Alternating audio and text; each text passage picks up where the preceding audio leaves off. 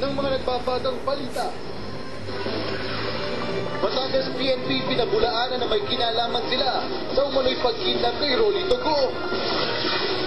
Mga paraan ng pagpapalaganap ng consumer education, tinalakay ng iba't ibang sektor sa Consumer Assembly ng DTI. Consumer Federation sa bawat probinsya ng Calabarzon, lalong paigtingin. Voters registration.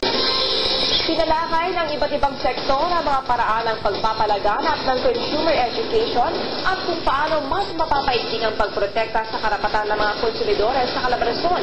Ito'y paghahanda para sa Consumers Welfare Month sa Oktubre. Nagpapatrol Val Balita. Tinipon ng DTI Region 4A ang mga katuwang nito mula sa iba't ibang sektor sa pagpapalaganap ng consumer education sa Consumer Assembly sa Calamba City kanina. Ibinahagi ng mga kinatawan mula sa pribadong sektor, LGU, akademya at media ang kanilang karanasan bilang mga tulay ng impormasyon para sa mga konsumidores. Yung mga issues o mga concerns na magagather dito sa assembly na to ay iti-take up sa isang National Consumer Assembly. Ibinida ng LGU ng San Pablo City ang Consumer Welfare Protection Center na itinatag noong 2006, kung saan direktang nakakapagreklamo ang mga konsumidores sa nasabing bayan. Agaran din daw na aaksyonan ng mga hinaing ng bawat konsumidores dahil easy access ito para sa kanila. Nakita ho namin talaga that it's a strong way to propagate consumerism down doon sa frontline level. Kasi nga, tama yon, pupunta pa sila sa DTI, wag na. Kasi wala na nga silang pamasahe, di ba?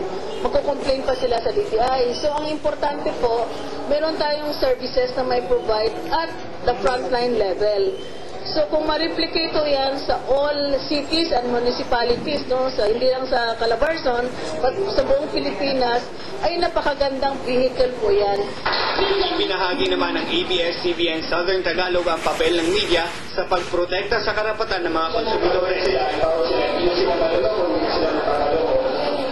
Dahil aware din sila, kung mag-create na rin ng protection, hindi kailangan laging kawawa ang consumers. Tinalakay din sa open forum ang ilang isyong kinakaharap ng mga konsumidores. Halimbawa, ang paglalagay ng express lane sa iba't ibang establishmento para sa mga senior citizens at PWD o persons with disability. So kung wala pa, dapat meron sila. And that could be, kung meron na, kung wala pa, that could be a liability against that store or retailer.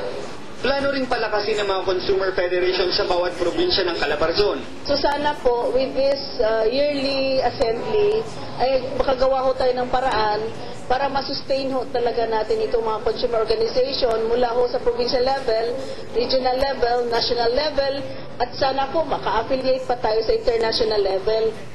Idinaraos ng DTI ang Consumer Assembly sa bawat rehiyon bilang paghahanda sa Consumer Welfare Month sa Oktubre, kung saan pag-uusapan kung paano pa mas epektibong matutugunan ng mga hinaing at kung paano pa mas mapapaigting ang pangangalaga sa kapakanan ng mga konsumidores sa buong bansa.